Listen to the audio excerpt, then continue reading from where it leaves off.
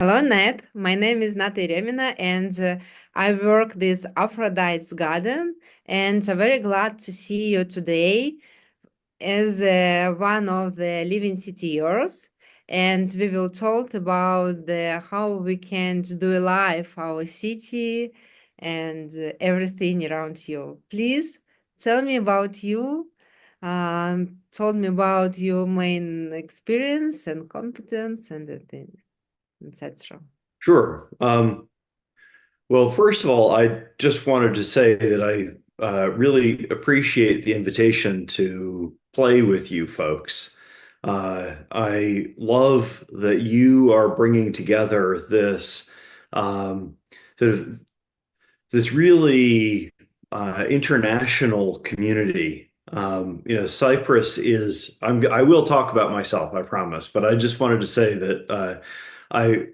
Uh, Cyprus is one of these very old places of civilization that so many of us can trace parts of our history back to. Um, and it's sort of a meeting place now for all of these different groups of people. Um, I just want to check, Nata, can you still hear me? I've noticed that your image Yes, is. yes. The sound is great. Everything is great, and we can continue. Please told me about you. Uh, Yes. yes, it's great. So, And what is the topic of our meeting? yeah, when I was a boy, I was always interested in mythology. And Hmm. I love that I'm getting to speak into Aphrodite's garden. I mean, what a lovely space to be speaking in. Yes. And Yes. and I grew up on a farm in the hills of Vermont. So Vermont is in the northeastern United States. On our farm, we had sheep and some chickens, and we had maple trees. So we made maple syrup every spring when the sap was running.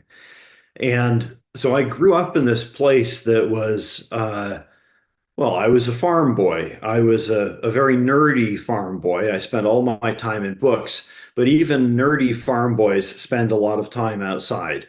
And so I got to, stack hay bales and feed the sheep and, collect the eggs and help make maple syrup and do all these kinds of things. Um, but after we had to sell the farm, and, I went on to university. I left university halfway through in order to get involved with launching the Eco Village Network of the Americas.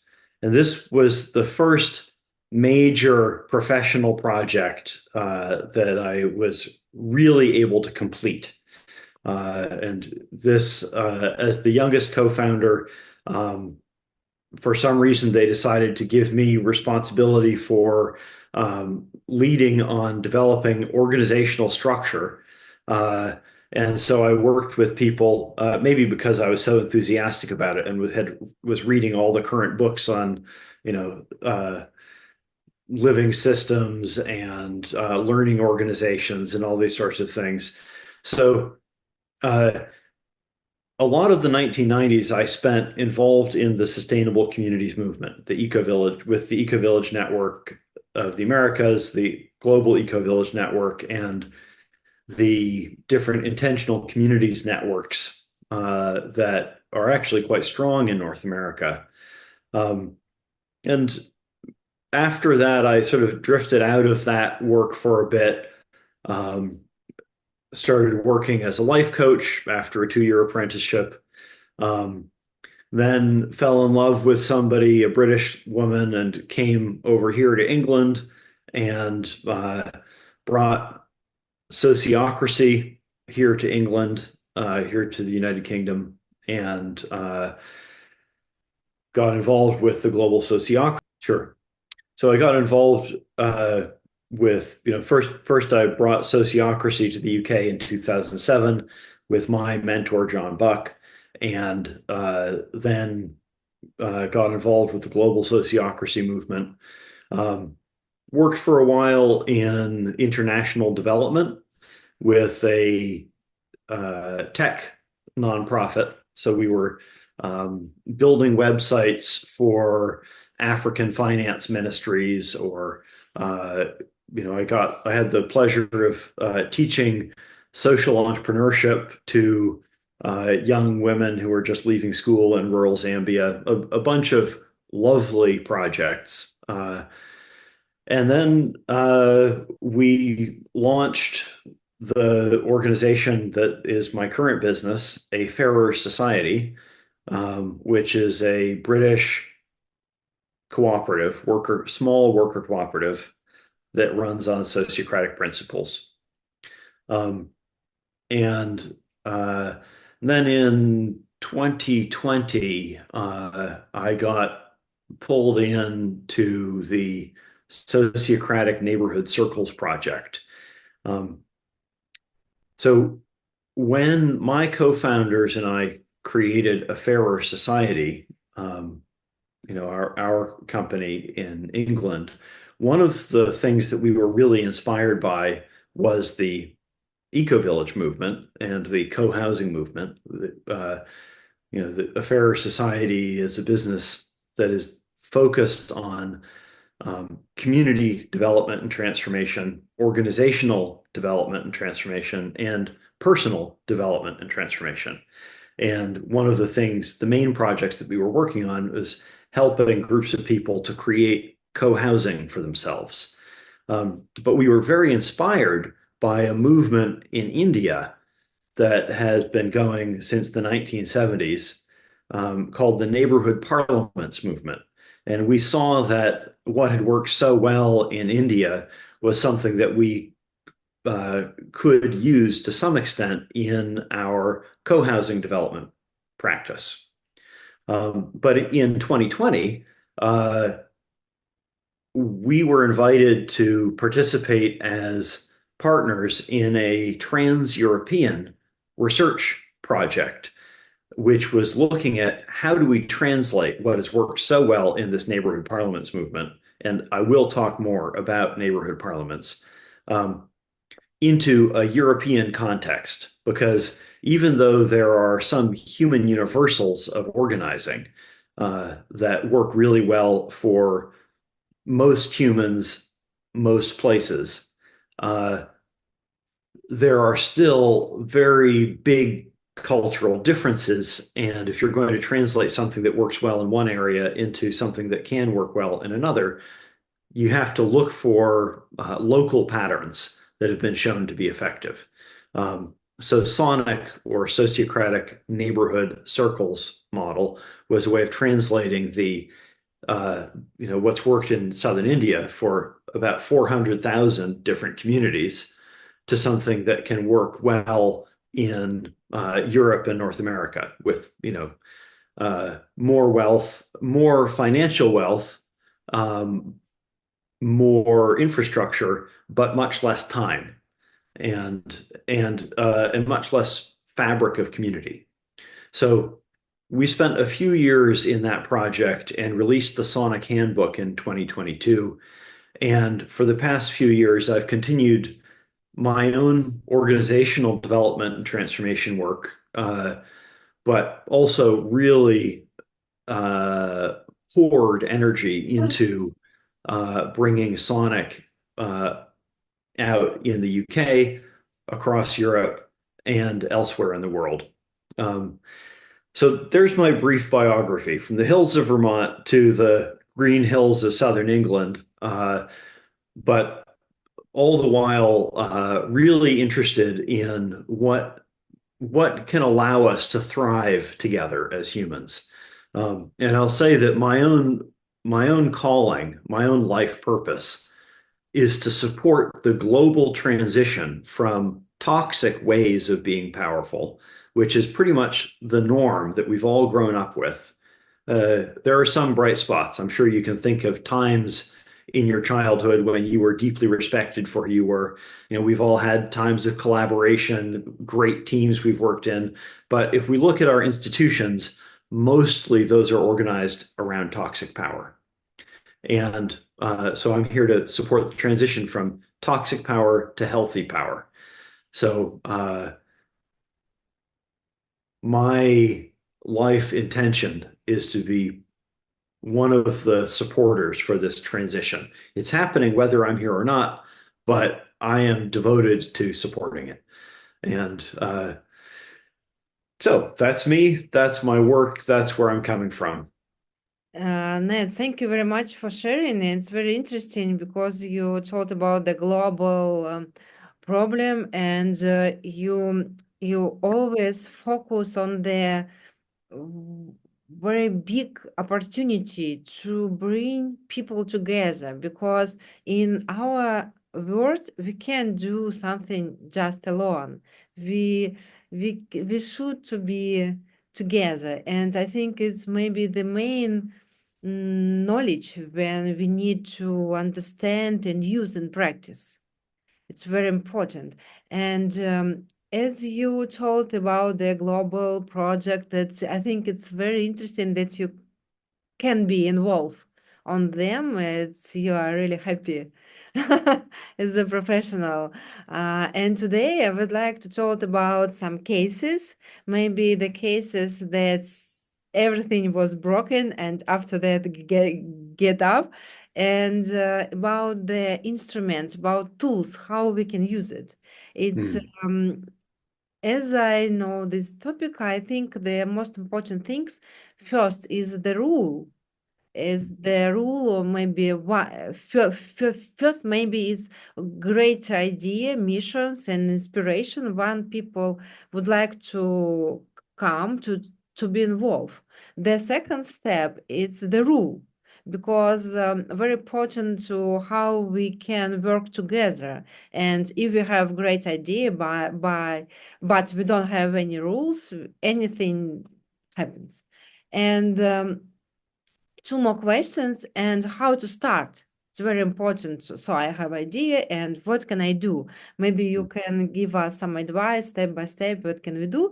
And last questions about the conflict, because every time people see that they are different and they have a different idea, different desire, different needs, everything different, and how we can be all together.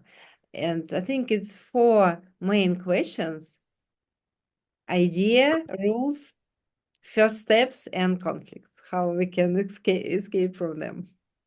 What do you Hmm. think about our plan?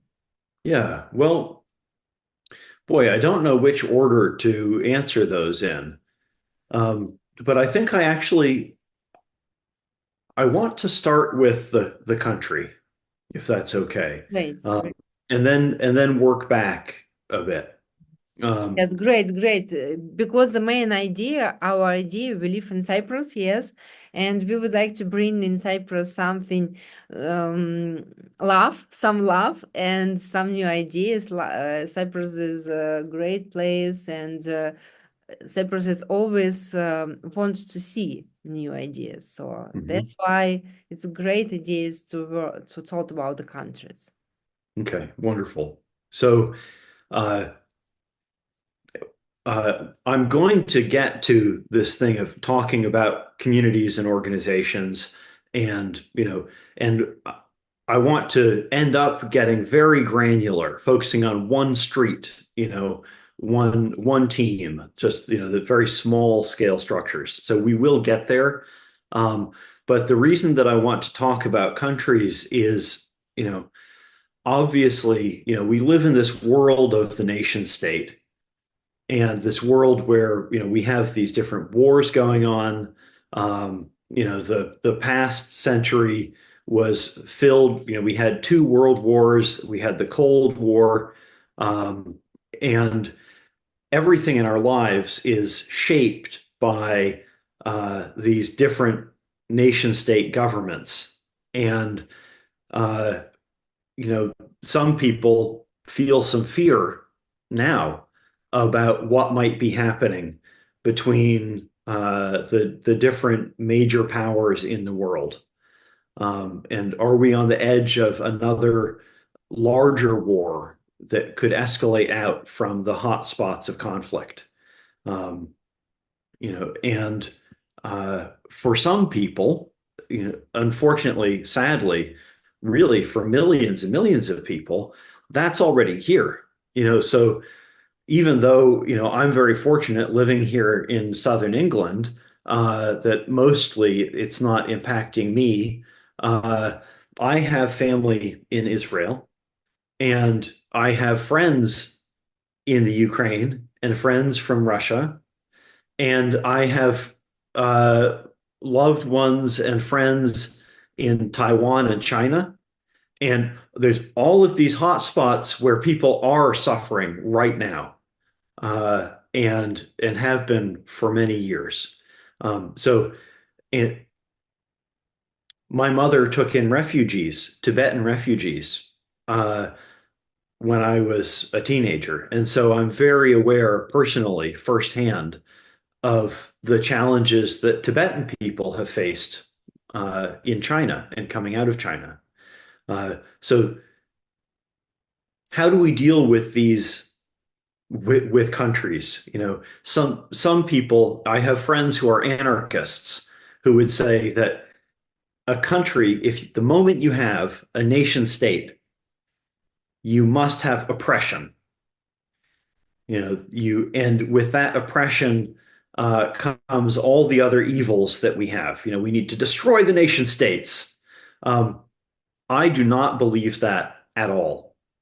And I think that if people tried to do that uh, on a large scale, it would be a huge problem. So if you ever hear me talking about something and you think, oh, he wants to destroy the nation states, that is not true at all. What I do know is that these nation states have helped us to cooperate with each other on a large scale, on a global scale, in a way that we've never cooperated before in history. So this is, really a step into large scale cooperation. You have to remember, we are these social animals, and uh, you know, 20,000 years ago, uh, our tribes were so small. We would be fighting from one valley to the next valley, Yes, yes. you know, Yes, and absolutely. so so having countries and nation states gives us a space of cooperation, which is so much larger than Yeah, we used to have those, 20,000 years ago. And uh, the reason that people are upset about them is because we haven't quite made it to global cooperation where we have a space of collaboration for all humanity. But the way to get there is not by destroying nation states. It's by finding ways to really support, these democratic constitutions that we have uh, need help because in so many places, including England, including the UK, including the United States, where I grew up, we have oligarchies. The very wealthy have a much greater say than other people, and uh, and even so, it's better. That's a better arrangement than an aristocracy or kind of a kleptocratic dictatorship, which many countries suffer from. The so what I'm saying is all of the things that I'm going to talk about in terms of community empowerment and in terms of these different kinds of democratic networks, we should think of these as ways of supporting the process of nation states becoming places that really do allow us to cooperate. And the great thing about nation states is that they're a way for language groups to come together. Um, but then we need networks that go across between multiple language groups. We need these global networks of collaboration. And we also need these local networks of collaboration because there has to be something between the individual and the state. There's, in fact, we need multiple layers of collaboration that revive the different kinds of local organizing, local community. Um, so, I've started off talking about the level of the state, and if people who are watching this in the future say, "Oh, you really haven't talked enough about how we transform the state," well, we might come back to that. I don't know how much time we'll have, but one of the major things we need on a large scale is a network of collaboration. And as we start talking about community networks, I just want our viewers to know that we've already established a number of different global networks that can really support collaboration. Of course, there's the existing UN structure that's been around for a while, and as many problems as it has, it is also very helpful. Uh, and there are also new structures. So, for example, I'm an adult support person for the Provisional World Children's Parliament. So, that is an organization of young people who are each elected up from their neighborhood to higher scales of organizing, and from those to higher scales until they get to the global scale. So, for example, the delegate from India is the National Child Prime Minister of India, and then she is serving in the Provisional World Children's Parliament as well. And so uh, I'm using this as an example of these kinds of parallel structures that can all work together to give us a place for peacemaking and a place for collaboration that does not eliminate nation states, but it gives us a space where nation states can be a positive, cooperative approach rather than a source of war. So is that good for nation states? Can we go on to the other? Yes, it's interesting that, of course, could you also give us some examples, some real case, how it's work and what you say? And maybe you can start this case that was something wrong and Hmm. doesn't work. So it's very interesting. Yes, sure. Change. So at first it doesn't work, but after that you do something, give us some tools, and it's magic is something change. Okay, well let me describe the current state of play with these networks. So I should say that I'm going to talk about certain networks. Now, some of our viewers who've been watching this have seen Marilyn and seen Lev and seen Ferial. And so you've heard people talking about Living Cities Earth. You've heard these ideas about the integral city. And I'm strongly enthusiastic about these. And so people should know there are so many different networks that are doing amazing things. Um, now, the neighborhood parliaments or Sonic network is not the final, the best, the ultimate.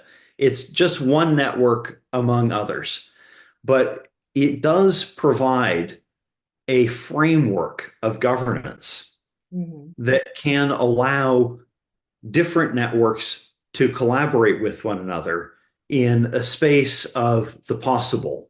And I like to use this word, the possible, which I've stolen from William Ury. William Ury is a mediator, a conflict resolution specialist who has helped many international hotspots get resolved. Uh, Interesting. and so I highly recommend William Ury's books, or if you get a chance, train with William Ury. Mhm. Um, but the same principles that he talks about are present in these networks. He talks about the need to have to find ways of giving people paths towards towards their goals of understanding what everybody most wants and understanding what will happen if we can't come to a positive agreement and then also involving what he calls the third side, but in general, powerful players who are not currently in conflict. Now, in indigenous communities, historically, uh, the community has provided that third side. So anytime you have a conflict between two people or two families, there's a larger community and a network of relationships that can say, hey, you have to come to the table. You have to sort this out. Yes. Um, and we need that at every level of organizing. We need that on one in one neighborhood, or I mean, there still are many indigenous communities, and those folks can teach us some things, but we need to, those of us who are not currently identifying as indigenous, need to have ways of organizing ourselves that work similarly to that. And so this is what we get in this neighborhood parliaments approach. Um, so I'm going to share a little bit of the history of that neighborhood parliaments approach, and then I'm going to just describe some of how it works. And I will talk about my own personal experience, but what I should say is that I've been on a lifelong journey finding what works. So almost everything that I share with you is something that I've been trained in by the people who are really the best people in the world. But most of my own practice has been with transforming organizations and supporting leaders in transforming themselves. And only a little bit of my direct work has been with specific communities. So many of the stories that I'm going to tell are stories from other people whom are my teachers or my collaborators, rather than the things that I've done myself. Um, just just to be clear. So if you want help using some of these governance systems in your organization, I've done that and am happy to help. If you want to transform yourself as a leader, I've done that, happy to help. If you want to transform your city, I would bring in the people that I've worked with who have done this for decades, because you really want the best people around to help, if possible. So anyway, so there's that. So the we've talked a little bit about yes, we want to keep nation states, but we want to have a strong third side at the global level, the strong network at the global level, a global community that can make sure that nation states negotiate and find peace with each other rather than seeing value in fighting. But let's Uh, scale that down to the level of the neighborhood. Um, yes. yeah. Yes, absolutely. And when people thinking about the transformation the city, there's most of people think, oh, I can't do that because I just small person. It's the government work and they should do anything and I can be happy. But the idea of the integral city is everybody can be involved and can bring some ideas and be part of this transformation. And of course, we have some cases when we have a great strategy in the city, maybe 100 people, and everybody can bring their problem, and suddenly people understand that all of them thinking about the same things, and suddenly people understand they can do more.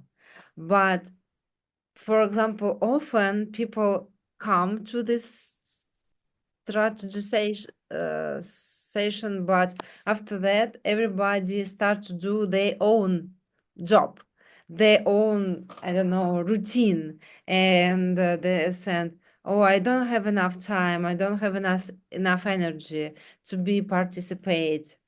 And how to create the community who can do all together very, very strong and long time. And I believe in the rules for we need to create the small group, maybe 5, 7 people, and Mhm. some hierarchy, some levels. And in this case, we already come for the traditional structure. Mhm. But you and Marilyn and Lev and Farrell talked about the organization who can do in its own way. I think Mhm. people people learn very fast when they have some example and they, oh, it happens, okay, I can do like this. And a lot of examples about the Olympics games when just one record was done, in the next years it's more and more. So it's work, these people. What do you think about the traditional structure, or you very live process in the city, how we can do the live community? Yeah. Boy, there's a lot of good stuff there. Um, so you were talking about the way the problems that people experience so often when they are starting to try to make positive change in their community, right? Uh, as you said, people often jump in, they bring people together. There's some kind of a shared dream of about what we might be able to do, um, but then uh, things start to come apart. Maybe it's not well organized, or I apologize, I'm not sure I can do anything about this background noise. Um, but people, uh, maybe one person takes the reins because they say, "Oh well, our organizing is bad. Uh, I'm going to tell us what to do," and so maybe that just drives everybody away. Or maybe it works. Maybe that person can really lead, but then that person burns out. That person gets tired, and there's nobody else to step in, and then the effort falls apart. So, what do we do about that? Uh, Sometimes, so in the United Kingdom, there has been a big project called Locality, which involved giving money to local groups so that instead of having these local groups fall apart, they'd be able to sustain themselves for a while and keep going. Um, However, uh, there are some of the core issues that make this uh, fall apart were not addressed. And although those groups kept meeting while the money was there, many of them are now starting to come apart now that the money is gone. So just giving money is not enough. In fact, there's no single resource that you can give that's going to be enough. What you need long term are reasons for people to continue to collaborate. And so this is why the neighborhood parliaments and the Sonic model are designed the way they are. Um, what we found in hundreds of thousands of different communities is that there are four phases, four kinds of activity that you need in order for people to come together and keep working together long term. Um, but for starters, you talked about this group of 5 to 7 people. When you begin organizing, you need to start with a very small number of people who really share an inspiration and a drive to do this. Also, it helps if at least one of those people is somebody who is a real connector, somebody who knows everybody in their neighborhood. And notice that I'm talking about the neighborhood. And what I mean by the neighborhood is a place that's small enough that you could know everybody. So I'm talking about, something that might have about 100 to 150 people in it. You know, one street or one part of a street, large apartment building. We're talking compared to the size of a city, it's very small, right? Um, and that's because humans have always organized in these very small groups Yes. of, you know, so you've probably heard of Dunbar's number, which is the number 150. But the what this means is that we find it easy to maintain lightweight relationships with about 150 people. So if we look at how many people you actually interact with on social media, it might be about 150. If we look at, if you send Christmas cards to people, you probably don't send a lot more than 150 Christmas cards. Of Uh, course. you know, if you go to a local pub or a local cafe, um, there are probably about 150 people that you know well enough that you would be happy to sit down next to them if you see them there. Yes, and Uh, also, Ned, if you talked about the car, the numbers of people, very important fact that in the Greek polis was 5,000 people in the city. What do you think about that? hmm. Work now and nowadays? Yes, well, we can scale up. If we talk about a group of about 100 people, it might be 150, but let's just talk about 100. Uh, then we can have many of the groups of that size that come together to form a larger group. And let's call that maybe a group of about 3,000 people. Um, and in fact, the approach that we're using in the neighborhood parliaments and Sonic uh, world is a ratio of 30 to 1. So we have a neighborhood where we have about 30 households. So that's about 100 to 150 people. And each household sends one person to collaborate in the neighborhood parliament or the neighborhood governance circle. And then we have 30 of these neighborhoods, and each one of these sends one person to a local area council or assembly. And then that local area assembly, we have 30 local area assemblies of about 3,000 people each.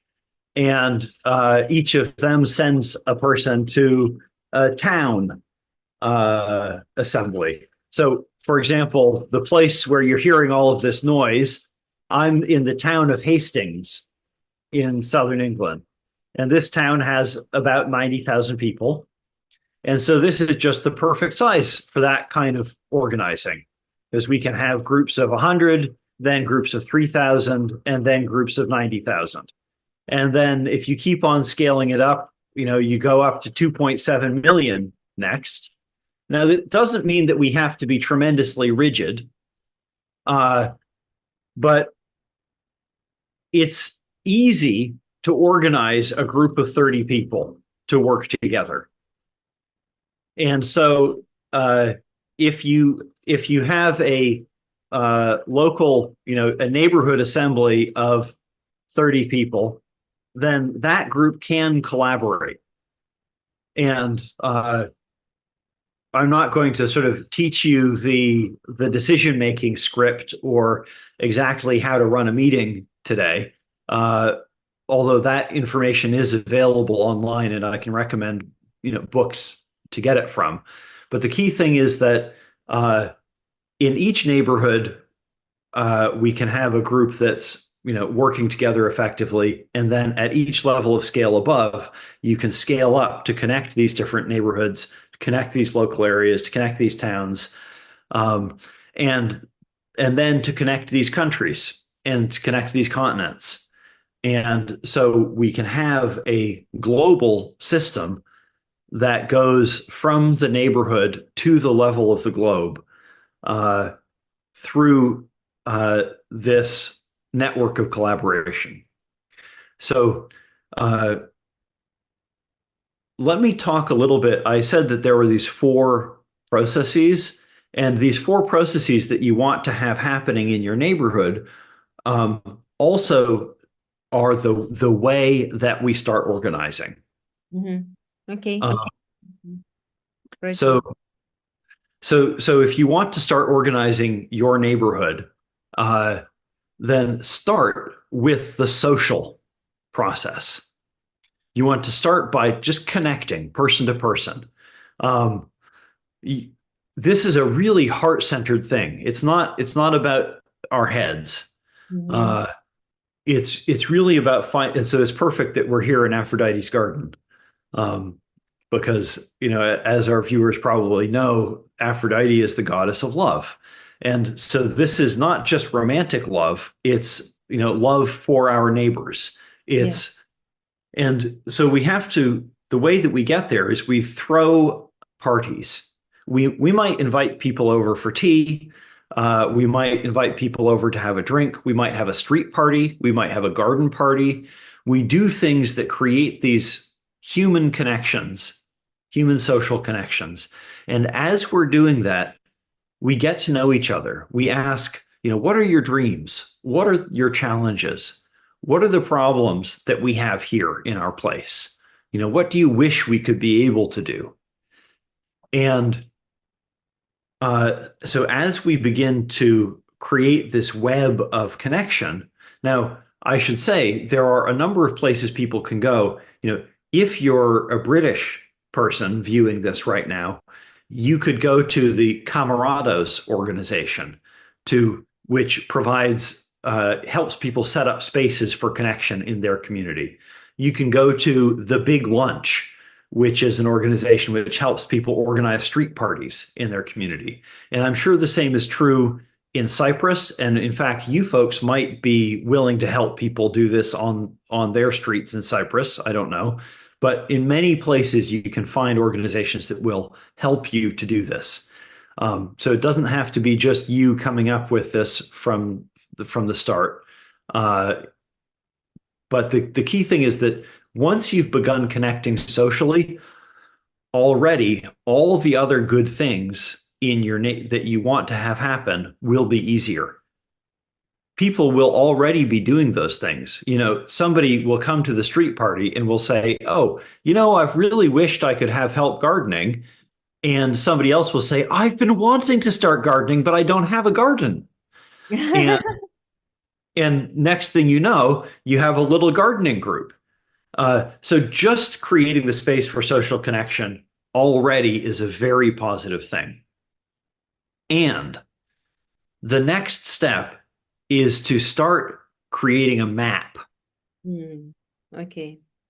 And so you create a physical map. Here's our place. Here's where our 30 households live. Now, it could be 20 households, it could be 40 households, but this is our place, very small scale. And here are the resources we have. Here are we have a gardening group. We have a litter picking group. We have a neighborhood watch group. We have, these people are volunteering to help elderly folks, go to the market. These people are, visiting the sick. So these are all assets that we have in our community.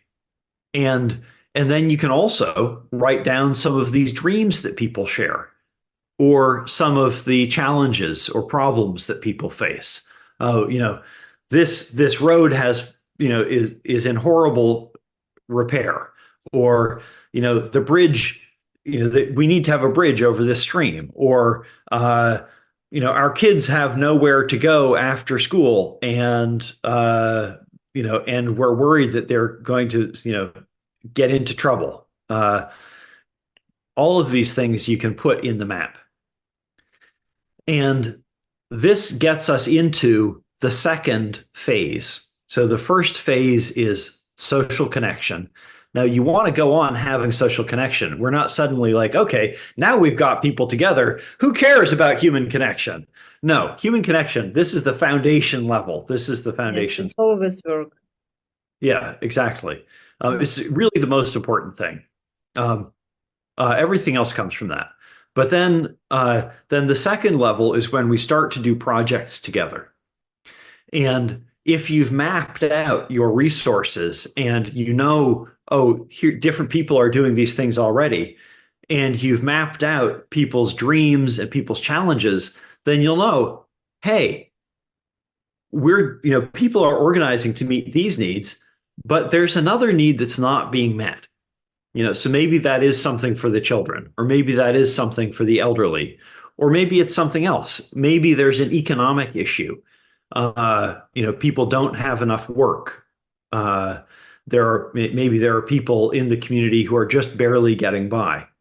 Uh, so you start to create projects together that help the community meet the community's needs. So you can use approaches. Now, you sent me some questions. You wanted to tell me about what you were curious about. And one of the things that you sent me questions about was how we measure progress. So globally, we have these goals called the Sustainable Development Goals. In fact, 193 nations got together in 2015 and agreed that we now have these United Nations 2030 Sustainable Development Goals. And we're more than halfway through the time, 2015 to 2030. And I don't think we're going to meet all these goals, but they do provide a framework for thinking about what it means to have a whole person, whole community picture of needs. So we can use those as a framework, but we could also use any other framework that we want to use. We don't have to use those. The key thing is that when we measure progress, we need to measure it in terms of what the community cares about. We don't want to have just some abstract standard from somewhere that means nothing to the community. So, when Marilyn is doing this integral assessment for, you know, that's one way of looking at the whole person, whole community, picture. The SDGs is another with a different slant. There are other ones, but the key thing is that we want to have indicators that tell us, oh, these needs the community has, that's what we're paying attention to, and that's what we're working on. That's how we're going to track progress. And these dreams that we share, that's what we're moving towards. How close can we get to that? Um, so once we've got the social level going, and we've started to create some projects together, and also to acknowledge and connect the projects that are already there, the gardening group or the reading group or whatever. Then we already have a very valuable neighborhood that and with those connections, if you have conflict in the neighborhood, well, somebody is going to know somebody, will have enough social connections and enough value that we're creating together so that often we'll be able to informally resolve those conflicts just because the connections are there, the people care, right? Um, Now, as you're organizing, even just the first street party, I recommend that you, as a small group, maybe your group of 3 or your group of 5, use a sociocracy approach to organizing.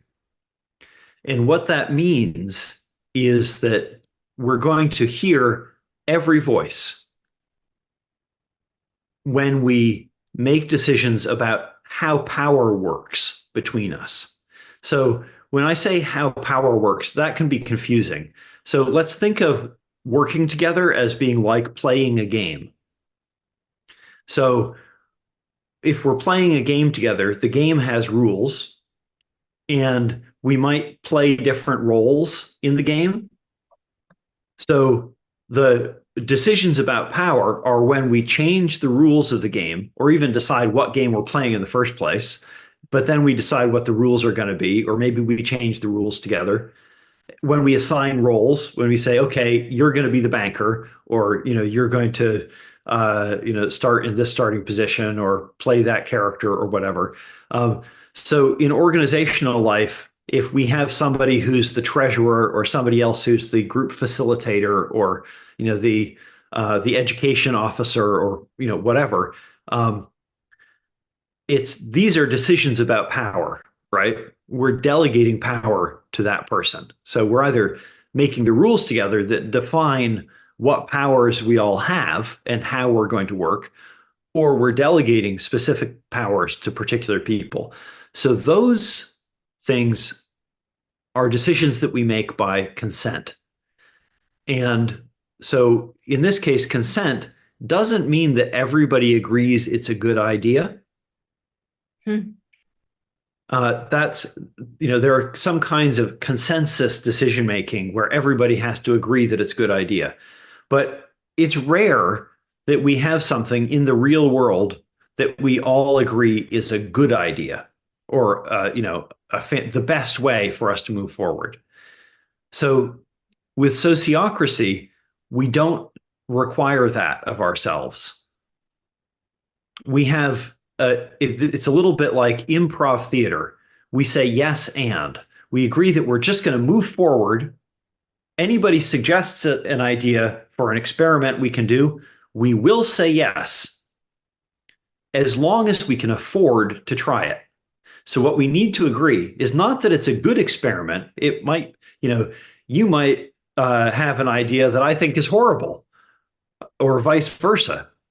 But if we can agree that we can afford to try the experiment, then we will try it.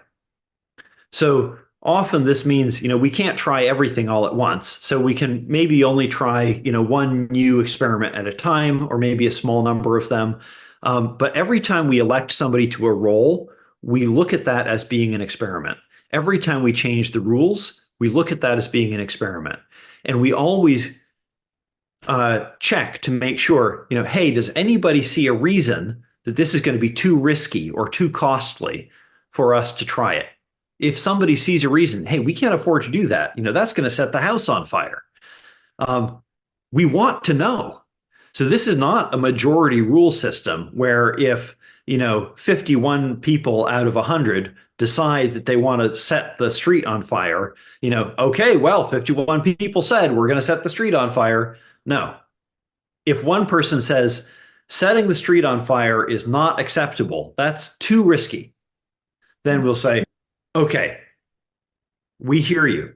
What could we do differently? Because maybe somebody had an idea for a bonfire, as part of the street party. Maybe it's a wonderful idea. So we hear this feedback. This is going to set the street on fire. And then we go through a design process. What could we do differently until we've managed this risk appropriately? So maybe we have fire marshals. Maybe we call the fire department and tell them that we're going to have this fire. Maybe we have rules about who gets to put fuel on the fire.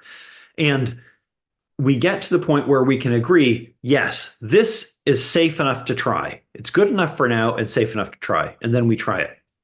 So that's the sociocracy consent decision making in a very small summary.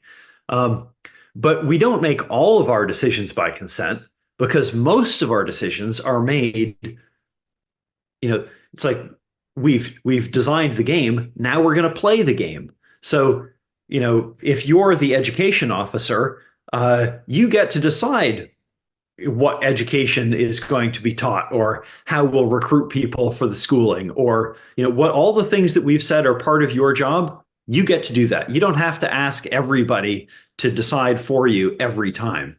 The same thing with a facilitator or with somebody whose job might be raising money for solar panels and building them on the houses. That we might have one person, you might have a team, but we've delegated the power to them to do it, and they go and do it. And if something starts to break down, then somebody can say, hang on, We need to have a circle meeting, and then we have the consent process again to look at how do we handle the breakdown. So yeah, so that's what the neighborhood circle is there to hold. So we've looked at the social connection and we've looked at projects, and you can kind of imagine, hey, we've got this group of 3 people, 5 people, 8 people, who are kind of coordinating this work, and they're using sociocracy to do that coordination. Well, the next level of practice is learning together.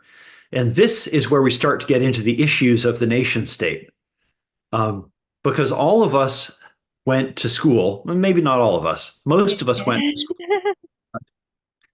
And the schools that we went to taught us about stories about a national history. They taught us, I went to school in the United States, and they told us a very specific set of stories about the great United States and how the United States is this special country, and and everybody should love it. And probably most places that you go to school, your schools would tell you that about the place, about the country where you grew up, your special history, your special struggles. Yeah, true. Right? And so there are some different kinds of learning together that people need to do in the neighborhood. We need to learn how to work together. Yes. So, so the learning how to use sociocracy as a group, learning how to run projects together, learning how to communicate effectively and listen to each other, right? Learning how to do conflict resolution. And then, so that's one kind of thing, learning how to work together. Then there's another kind of learning, which is learning life skills or work skills. So, maybe one of these projects is about starting a small business or helping people start small businesses. Well, people need to learn how to run small businesses. So we have that kind of learning. That's the second kind of learning. The third kind of learning is learning about who we are together. So this is the story of us. It's learning about, I come from this place, and this is how I got here. How did you get here? What were your ancestors doing? So we need to have a story about where we all come from and how we can work together locally in our neighborhood, and also in our town and in our nation. So we're not throwing that away. And also maybe across Europe and globally. So we need to have a story of who we are, an identity story, that it includes our religions. We can have different religions. We have different ancestry. We come from different places, maybe. That's okay. We need to create a story together that includes all of those backgrounds and also tells us why we need to collaborate and what that could be like. So this is part of when I tell the story of toxic power and healthy power. I say, hey, we're in a world where we face all of these crises. We have these environmental crises, climate change, biodiversity loss, the oceans are becoming warmer and more acid. We have these economic challenges, with all of this technological change and climate change. People are losing their work.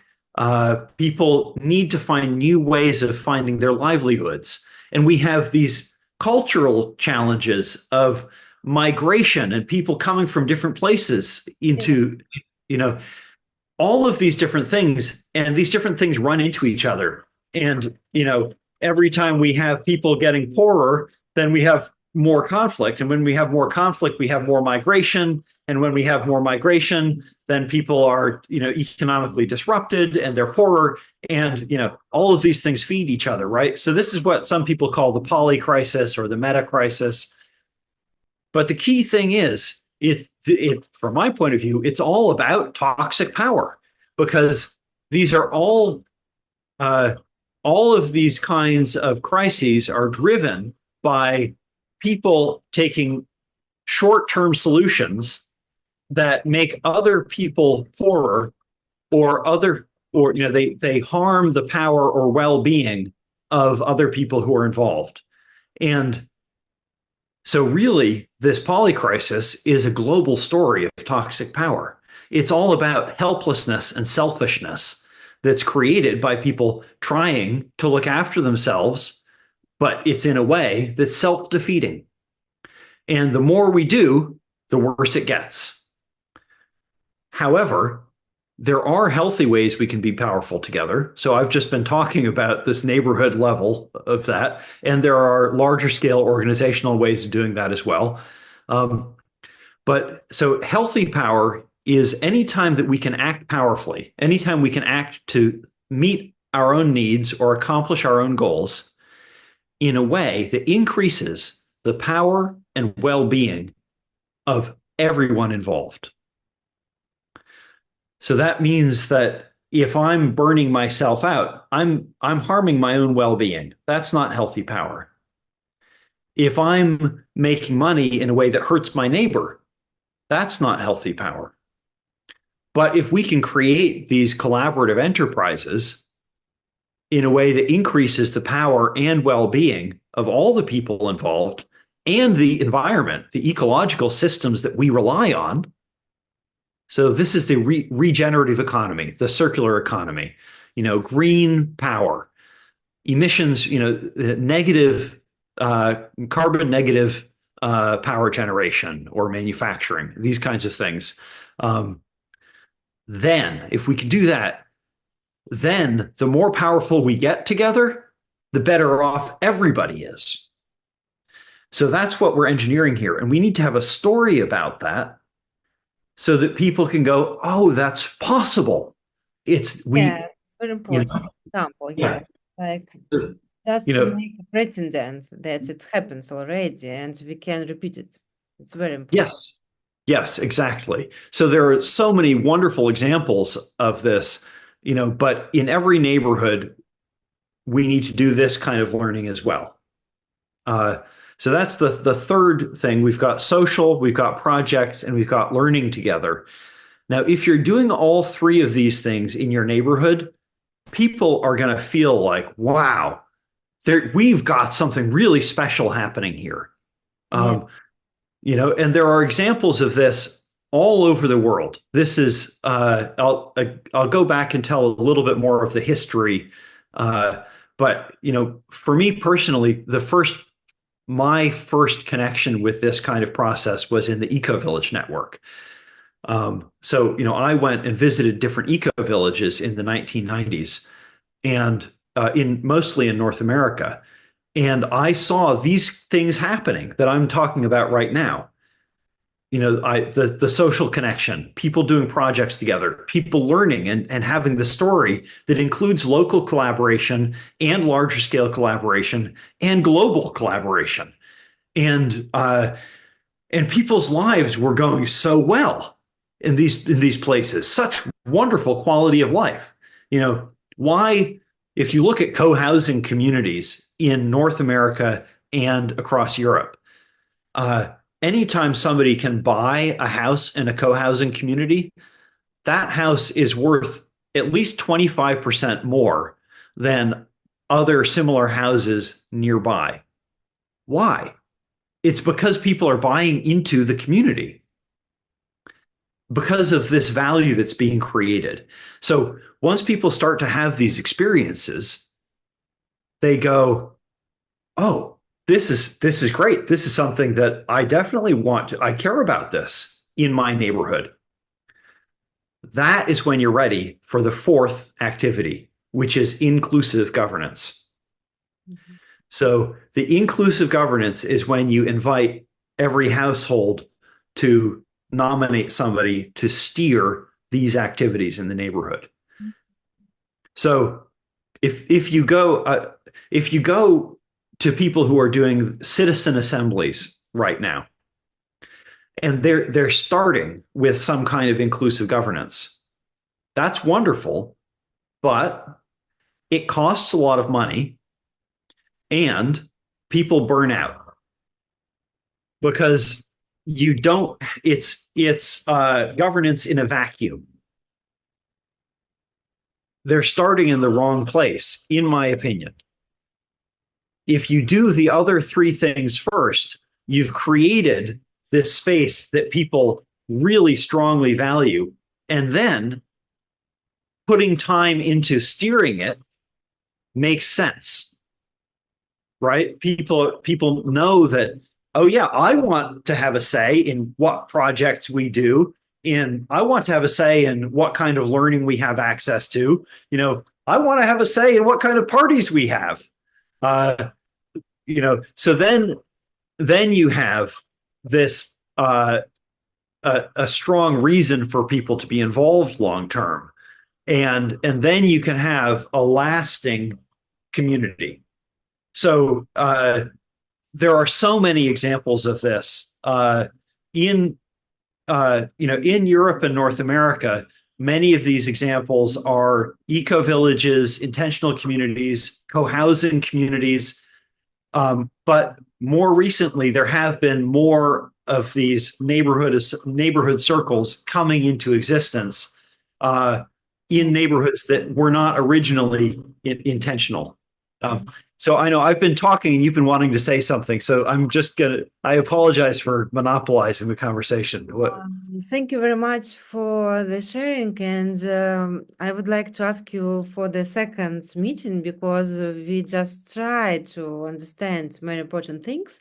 And we have a dream this left to create the book about the living city years because of course it's great book from Marilyn, but we need to learn more about the cases, about the many details. And Hmm. today we really fallen deep in very important topic, and I would like to do some conclusion. So now we have in Cyprus, we just start to do that, and we're learning, and we would like to try something, and we have an ideas. Sometimes we don't have enough power and time, and we fall down to our routine. But what do you think, Ned? If better start this government so in the top of the system, or it's better to create the same neighborhoods, so it's maybe very long way, but I think it's more useful things. And we Hmm. can start and we can talk about that to people, and somebody can do this small neighborhoods group, and after that we can meet each other, and it will be on the next step go to the government. What do you think? Go from up or from down? What's better? It's it's both. Honestly, it's both. But let me just say, in Augsburg, Germany, in Vienna, Austria. I'm not going to try to pronounce the name of the Dutch town because I always say it wrong. So there's a Dutch city that I can recommend. I can give you the example, but I always say the name wrong, so I'm not going to try to say it. Um, and in many places in India, uh, we've had these experiments where the government starts the process, Hmm. or or if it's not the government, it might be a large donor organization, an influential NGO.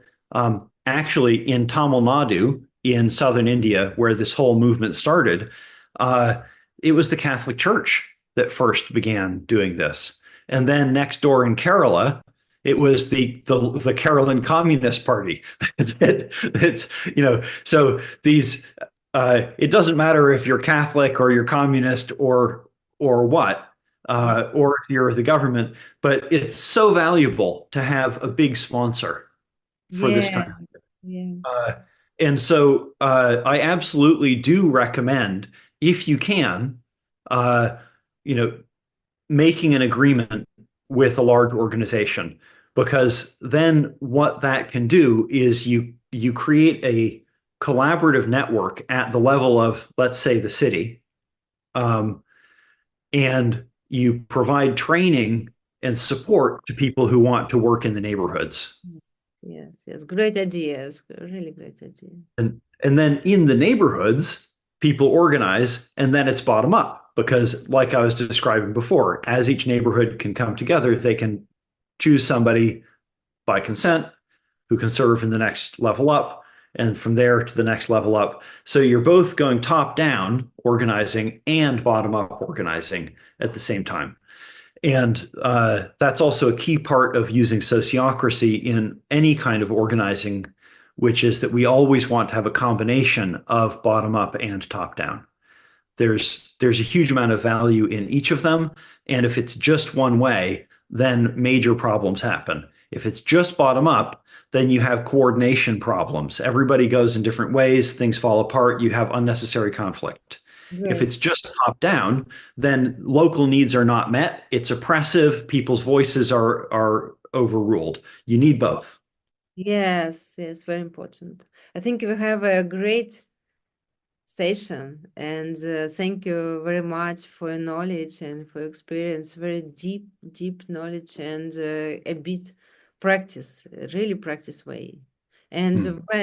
when I listen to you, Ned, I thinking about many, many leaders, and I know most of them, and we really can do some session between them all together, and so and I just can send them our meeting and ask them to understanding, and after that try all together and share our results, and we can do more group because now we have some friends from different city in the Cyprus, and they ask me what can I do, and now I have an answer to them.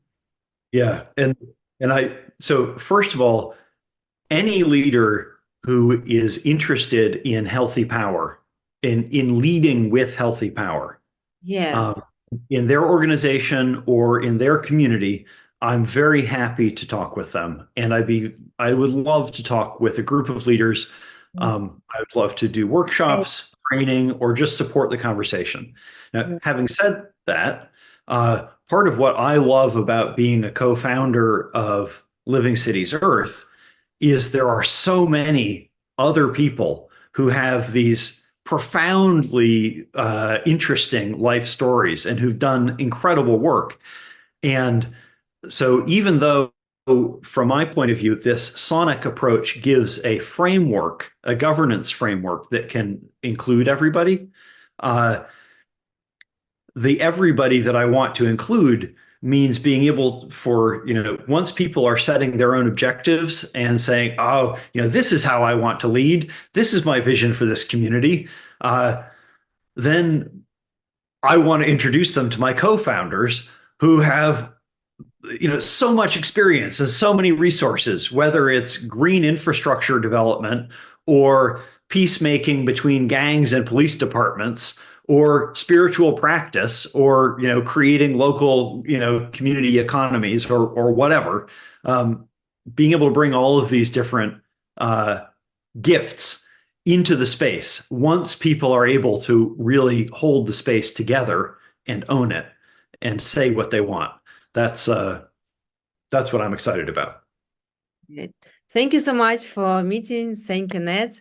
And maybe you can do some results of our meeting and what you can recommend step by step. Well, if you want to meet again, or if you want to bring leaders together, I would be delighted to take that next step. So let's have an informal chat about that off of the recording, and then see where we go. Thank you. Thank you, Ned. Thank you for your time, for your sharing, for your knowledge. See you next time. See you Thank you, soon. Nata. It's a pleasure. Bye-bye, Ned. Bye-bye.